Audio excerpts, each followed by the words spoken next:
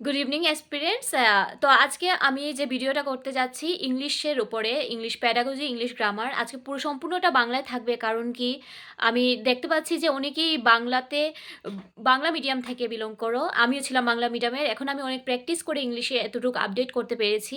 তো এক দেরি না করে আজকে আমি ইংলিশটা স্টার্ট করে দেই। যে আমি লাস্ট 2022 ট্যাটে কী করে 27 পেয়েছিলাম আউট অফ 30। জাস্ট আমি 3টা মার্কস ভুল করে দিয়েছিলাম প্যাসেজের মধ্যে।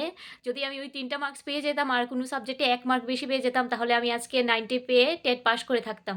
তো আমি যে ভুলগুলো করেছি আমি চাইবো যে তোমরা যাতে না করো। সবসময় ফেইলিওর থেকে এক্সপেরিয়েন্স নিতে চেষ্টা করবে, জানবে যে কী করে ফেইলিওর থেকে জানা যায়। তো আমি যা ভুল করেছি আমি চাইবো যে তোমরা যাতে না করো, তার জন্য আজকে এই ভিডিওটা আমি করতে যাচ্ছি। এবং আমি মনে করছি যে তোমরা এটা থেকে অনেক কিছু জানতে পারবে এবং কাজে লাগালে 30-তে 30 পেয়ে যেতে পারবে। তো চলো শুরু করে দেই। তো আমি যেভাবে এইটা ফলো করেছিলাম ইংলিশ গ্রামারটা, যে আমাদের ১ম এ সিলেবাসটা দেখে নিতে হবে কি আছে। Concord, question tags, prepositions, tense and time, determiners, phrasal verbs, gerunds, error identification modals, degree of comparison and transformation of sentences. তো আমাদেরকে এইভাবে মাথায় রাখতে হবে যে আমাদের আগে গ্রামারগুলোতে কি আছে।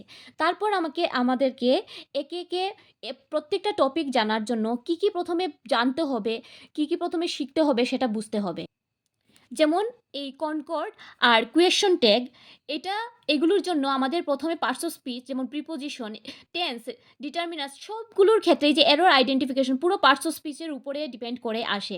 কম্প্যারিজন অ্যাডজেক্টিভের আন্ডারে ডিগ্রি অফ কম্প্যারিজন আসছে। তো আমাদের ১ম এ পার্টস অফ স্পিচ কি এগুলো ১ম এ তো আমাদের ১ম এ এই পার্টস অফ স্পিচ যে আছে টোটাল ৮ টা, এগুলোকে জানতে হবে। ১ম এ আমাদের জানতে হবে যে নাউনটা কি? নাউনের কয়টা ভাগ আছে? নাউন জানো? তোমরা কি জানতে যে নাউনের টোটাল ১২ টা ভাগ আছে। প্রোনাউনের ৬ টা আছে, অ্যাডজেক্টিভের ৫ টা আছে, ভার্বের তো মূল ২ টা, তারপর do verb, have verb, then be verb আছে ৫ টা, এগুলো ৩ টা। আর অ্যাডভার্ব আছে, অ্যাডভার্বের পার্টস আছে, প্রিপোজিশন, এটা অনেকগুলি প্রিপোজিশনস দেওয়া আছে আমাদের এখানে। কারণ কি এটাতে অনেক ডিফিকাল্টিস হয়, অনেক এক্সেপশনাল কেসও থাকে। তার জন্য এটাকে আমাদের একটু ভালো করে বুঝতে হবে, অনেক কিছু মুখস্থও করতে হবে, যেটা আমিও করেছিলাম। Conjunction, interjection. তো ১ম এ যদি আমরা এই পার্টস অফ স্পিচগুলো জেনে নিই, কারণ কি এই যে নাউনের যে ১২ টা পার্ট, এগুলো যদি আমরা জেনে নিই তাহলে এই যে কনকর্ড অ্যান্ড কোয়েশ্চন ট্যাগে আমাদের অনেক উপকার হবে।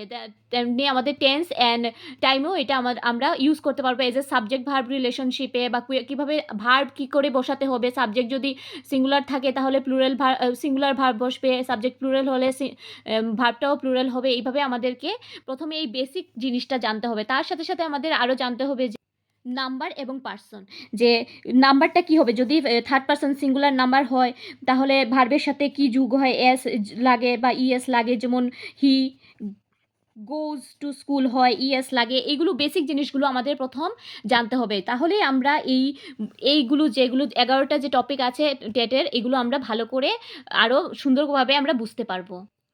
তারপরে এই টেন্স অ্যান্ড টাইমে পুরোটাই ভার্বের মানে এখানে ভার্বেরই কন্ট্রিবিউশন আছে এবং সাবজেক্টেরও কন্ট্রিবিউশন আছে। কোন সাবজেক্টের সাথে কোন ভার্ব বসবে, কি হবে সব কিছু। তারপর ডিটারমিনার্স, এখানে ডিটারমিনার্স ৬ টা টাইপ আছে। আমরা যদি প্রোনাউনটা জানি তাহলে প্রোনাউনের সাথে ডিটারমিনার্সের অনেকটা লিঙ্ক থাকে, আমরা জানতে পারবো। এখানে আর্টিকেল আসবে, ডেমনস্ট্রেটিভ, অনেক কিছুগুলো আসবে, পজিটিভনেস, এই যে পজিটিভনেস, দেন প্রোনোমিনাল, এগুলো প্রোনাউনের ক্ষেত্রেও এগুলো ইউজ হয় এবং ডিটারমিনার্সের ক্ষেত্রেও আমরা অনেক ভাবে উপকৃত হব। যেমন ফ্রেজের ভার্ব, এগুলো পুরো মুখস্থ করতে হবে, কোনটার পরে কি আসে। যেমন জিরান ভার্বের ক্ষেত্রে কি হয়, ভার্বের অবজেক্ট হিসেবে কীভাবে কাজ করে এটা। তারপর এরর আইডেন্টিফিকেশন পুরোটা রিলেটেড এই পুরো পোর্শনটার সাথে।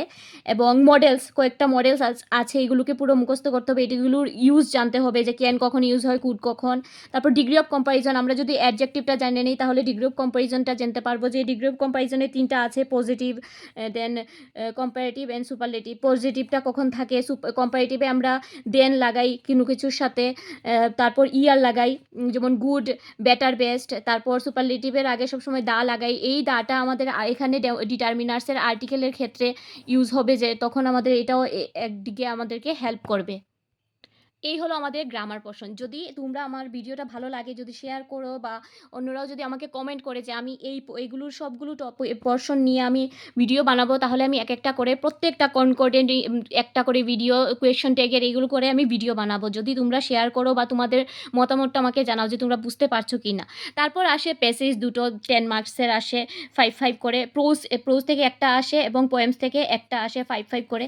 এখানে আমাদের একটু প্রবলেম হয়ে যেতে পারে, কারণ কি 2022 টেটে অনেক যে সিনোনিমস, অ্যান্টোনিমসগুলো দিয়েছিল একটু টাফ দিয়েছিল বুঝতে, যেটা রিলেট করে এই প্রোজ বা পোয়েমের সাথে একটু বুঝতে অসুবিধা হয়ে গিয়েছিল আমার। কিন্তু এবার আমি চেষ্টা করছি ভালো করে বেশি করে এগুলো প্র্যাকটিস করছি, যাতে আরও ভালো মার্কস ক্যারি করতে পারি, 30-তে পুরো 30 পেয়ে যেতে পারি। আমি লাস্ট টাইম 27 পেয়েছিলাম। এতটুক আমি কনফিডেন্ট যে আমি তোমাদেরকে বলতে পারছি যে আমি এই টেকনিকটা ফলো করেই পেয়েছিলাম। তো অবশ্যই তোমরা যদি এরকম টেকনিকটা ফলো করে তোমরাও এই 27 কি 30 তো পেয়েই যেতে পারবে। এই গ্রামার থেকে আমাদের 14 to 15 কোয়েশন থাকবেই থাকবে। লাস্ট টেটে এসেছিল। এবং আমাদের আরেকটা পার্ট হচ্ছে প্যাডাগজি। প্যাডাগজির এই যে দেখতে পাচ্ছ আমি এভাবে সাজিয়েছি, কারণ কি এই যে এলপিএল সিসিআই টিইএসআর এইটা যদি মনে রাখতে পারি আমরা, তাহলে পুরো প্যাডাগজির সিলেবাসটাই আমাদের কভার হয়ে যায়। দেখাচ্ছি আমি সিলেবাসটা কীভাবে মনে রাখতে হবে।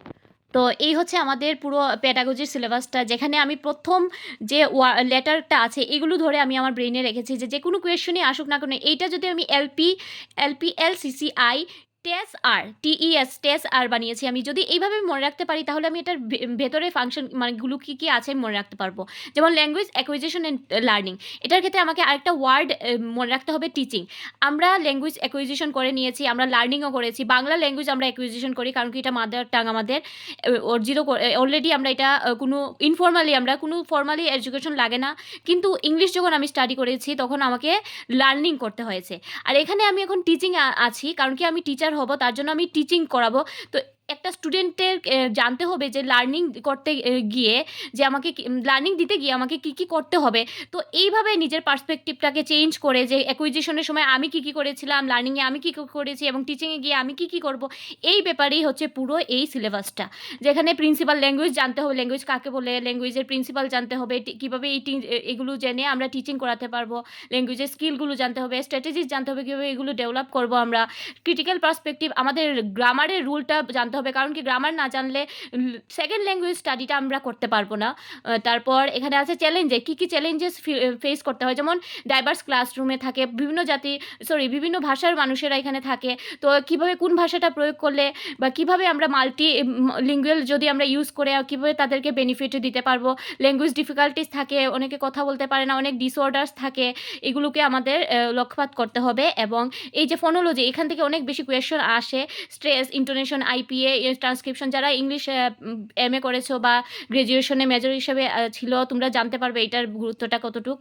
যেমন টিচিং লার্নিং ম্যাটেরিয়ালস, এটা একদম খুব ইম্পর্টেন্ট জিনিস। আমরা টেক্সট বুক ইউজ করি, মাল্টিমিডিয়া, যেমন আইসিটি, যেমন আমি যে স্কুলে জব করি করছি, যেখানে আইসিটি আমরা প্রজেক্টর দিয়ে ক্লাস করাই অনেক কিছু। তারপর ইভালুয়েটিং কী করে করবো, এলএসআরডব্লিউকে, তারপর স্ট্র্যাটেজি করবো, সিডব্লিউএস। এখান থেকে অনেক কোয়েশ্চন আসে। এবং রিমিডিয়াল টিচিং, যে অনেকে ভালো রেজাল্ট না করার পর তারপর আমরা আরও ওদেরকে ভালো রেজাল্ট করার জন্য কীভাবে উৎসাহিত করতে পারি, এই ব্যাপারেও আমাদের অনেক কিছু জানতে হবে এবং শিখতে হবে।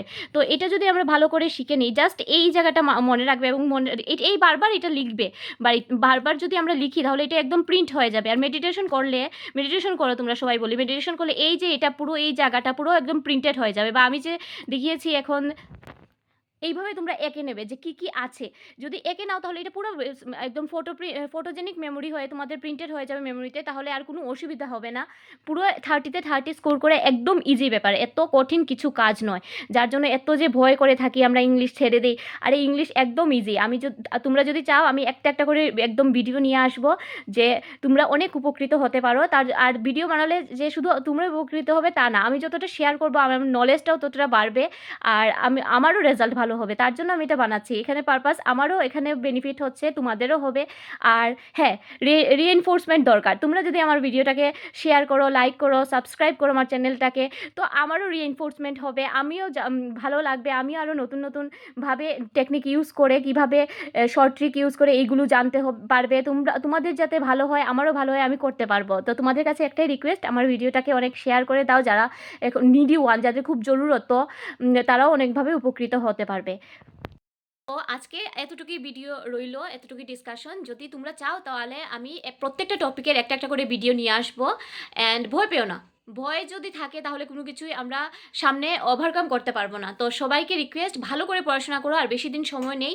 একদম জি জান লাগিয়ে এই ঠান্ডা কিছু লাগবে না। আমি সকাল ৪টার সময় উঠে পড়তে বসি। তোমরাও যদি চাও এই রাত্রি ১০টার ভিতরে ঘুমিয়ে যাও, ৪টা একদম পড়ো। আবার কেউ নাইটেও হতে পারো, সারা রাত জেগে পড়ো। কেউ মর্নিং বার্ড, যেমন আমি মর্নিং বার্ড আমি সকালবেলা উঠে পড়তে বসি, কারণ আমার ভালো লাগে।